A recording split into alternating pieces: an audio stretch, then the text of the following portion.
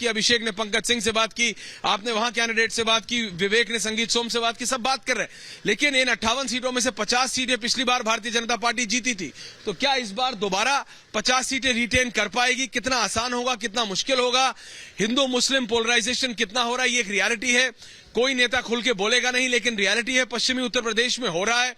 सपा और आरएलडी एक साथ आए हैं, लेकिन क्या वो एसपी माफ कीजिएगा, क्या वो बीजेपी के वोट बैंक में, क्योंकि जो जाट वोट्स हैं, क्योंकि अखिलेश यादव अपने पिताजी का एम वाई कॉम्बिनेशन यानी मुस्लिम यादव कॉम्बिनेशन लेके चल रहे हैं, जयंत चौधरी अपने पिताजी का जाट और मुस्लिम कॉम्बिनेशन लेके चल रहे हैं, और वहां बीजेपी सेंध लगाने के मूड में है, जो कि पिछली बार उन्होंने लगाया था। लेकिन इन सब में बीएसपी, बहुजन समाजवादी पार्टी, जो कि एक समय में पश्चिमी उत्तर प्रदेश में बहुत ताकतवर होती थी, बहन जी ने जहां आवाज लगाती वहां पे वोटर चला जाता था। और यह भी कहा जाता है कि बीएसपी का वोटर हमेशा एक साइलेंट वोटर होता है, वो सिर्फ आपको बूथ पे दिखता है। तो वो किस तरफ टर्न करेगा, और क्या जैसे पिछली बार बीजेपी ने पूरी तरह से 85-90% वोट ले लिया था, बीएसपी का क्या एक बार दोबारा हो सकता है? तो ये तो बात हुई जो जातीय समीकरण की बात है, या फिर जो पार्टीज का जो सेगमेंटेशन की बात है। अब दिखाते हैं आपको एक स्नीक पीक। हम चलते हैं श्रीकांत शर्मा के घर के अंदर। वो वोट डाल के आए हैं, उत्तर प्रदेश सरकार में मंत्री हैं, लेकिन आज वो सिर्फ एक विधायक भी है, सिर्फ एक कैंडिडेट भी है। He is just a candidate. और एक कैंडिडेट के दिमाग में क्या क्या चलता है, वोट डाल के आए होते हैं, उनका पूरा भविष्य पॉलिटिकल, चाहे कोई भी पॉलिटिकल नेता माने या ना माने, लेकिन जिस दिन वो वोट डाल के आता है वो कैसा फील करता है, आज हम आपको एक स्नीक पीक दिखाते हैं। आइए, रिपब्लिक के कैमरास के through will show you a sneak peek inside कि एक कैंडिडेट, क्योंकि आप मुख्यमंत्री हो, मंत्री हो, कुछ भी हो, जब आप वोट डाल के आते हैं तो आपके दिमाग में क्या होता है। आइए रावत जी, आज आप मेरे से आगे चलिए। चलिए रावत जी, आइए, चलिए अंदर। तो आपके कैमराज में इस समय दिख रहे हैं श्रीकांत शर्मा फोन कर रहे हैं, तंग नहीं करेंगे उन्हें। हम इस समय अंदर आ गए हैं उनके घर के अंदर। वो बात कर रहे हैं, किसी से बात कर रहे हैं, सामने मिठाई रखी है, लैपटॉप है, पेन है, कागज है, चाय गरम है, लेकिन श्रीकांत शर्मा बात कर रहे हैं किसी से। कैसा रहा वोट, क्या रहा? उनकी पूरी टीम बाहर इंतजार करती हुई। चलो ठीक है, ठीक है, ठीक है। बिल्कुल, हम इस समय यहां लाइव रहेंगे, लगातार रहेंगे, ब्रेक बाद में लेंगे। और श्रीकांत जी, मैं सीधा आपके पास आ रहा हूं। अभी एक फोन पे बात कर रहे थे, यहां पे पूरा आपकी टीम है। कोई मंत्री नहीं होता और कोई मुख्यमंत्री नहीं होता श्रीकांत जी। आज सब विधायक होते हैं, सब कैंडिडेट होते हैं। सबको यह लगता है कि आगे क्या होगा। मैं देख रहा हूं पूरा मोबाइल फोन भरा हुआ है, वहां शीट भरी हुई है, चाय के क्याला आपका गर्म है, ब्लैक टी पी रहे हैं आप ना, मतलब हेल्थ कॉन्शियस हो गए। मथुरा के लोग आपसे नाराज हो जाएंगे, आप बिना दूध की चाय पी रहे हैं। सब लोग बहुत खुश है, और क्योंकि पहली बार मथुरा को विकास का स्वाद मिला है। अभी तक मथुरा बिजली, पानी, सड़क, स्वास्थ्य और शिक्षा और सुरक्षा, इस पर हम लोग काम कर रहे हैं। ब्रज का चौमुखी विकास, इस पर हम लोग काम कर रहे हैं।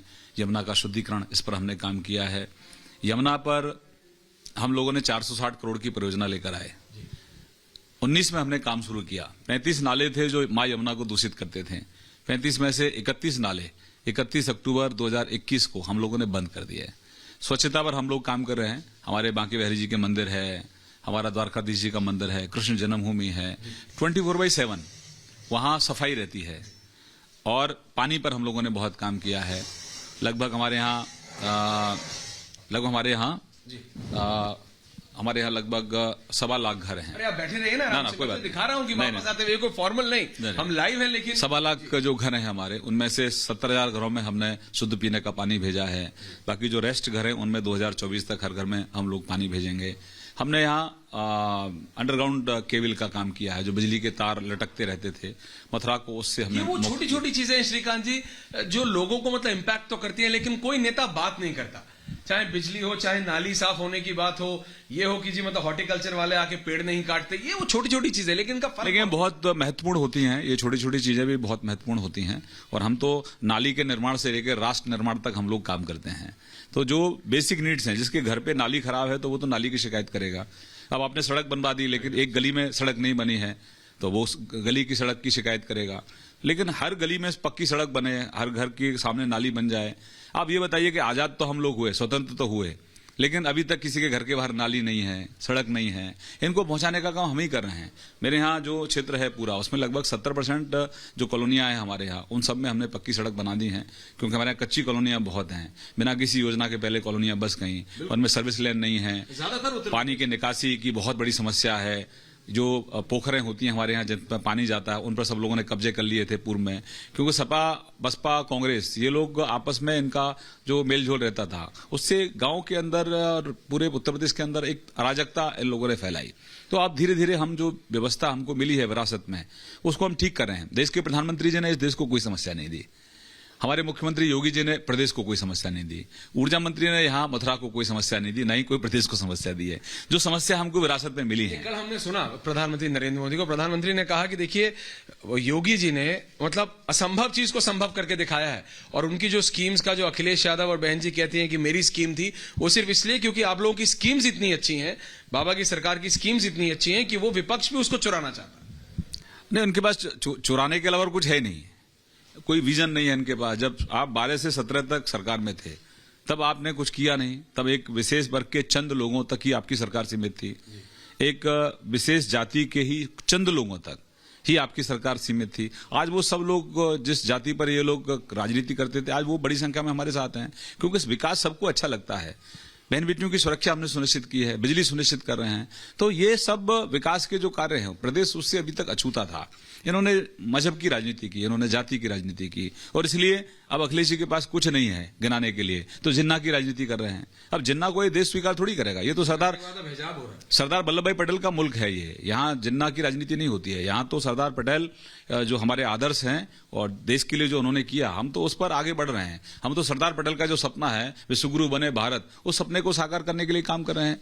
हम तो लोहिया साहब के सपने भी साकार कर रहे हैं, पंडित दीनदयाल उपाध्याय जी के भी सपने साकार कर रहे हैं, हम श्यामा प्रसाद मुखर्जी जी के भी सपने साकार कर रहे हैं, और हम चौधरी चरण सिंह साहब के भी सपनों को साकार कर रहे हैं। तो हमारा समग्र विकास है, बिना किसी भेदभाव के हम काम कर रहे हैं, और जनता को हमारा काम पसंद आ रहा है।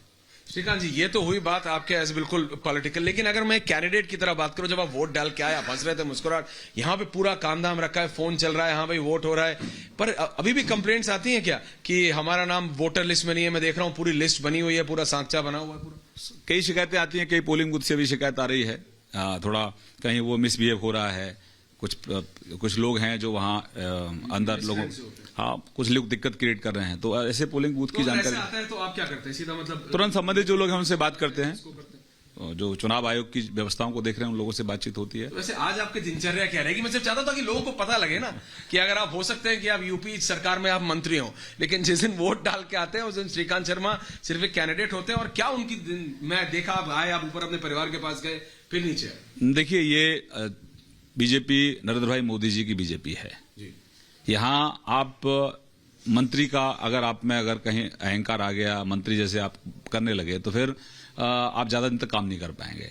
हमारे प्रधानमंत्री जी तो गरीब के पांव धोते हैं, गरीबों पर फूल बरसाते हैं।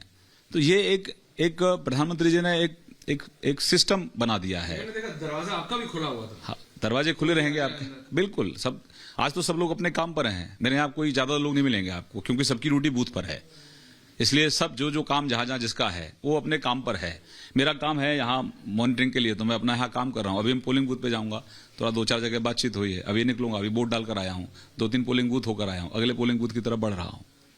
बिल्कुल, तो ये थे श्रीकांत शर्मा, कह रहे हैं देखिए मंत्री जरूर हूं, लेकिन मंत्रियों की तरह हम रहते नहीं है, आम आदमी की तरह। And this was a sneak peek inside behind the scenes की एग्जैक्टली चाहे मंत्री हो या मुख्यमंत्री, जिस दिन वोट डाल के आते हैं उस दिन आखिरकार करते क्या है। बहुत बहुत धन्यवाद श्रीकांत जी।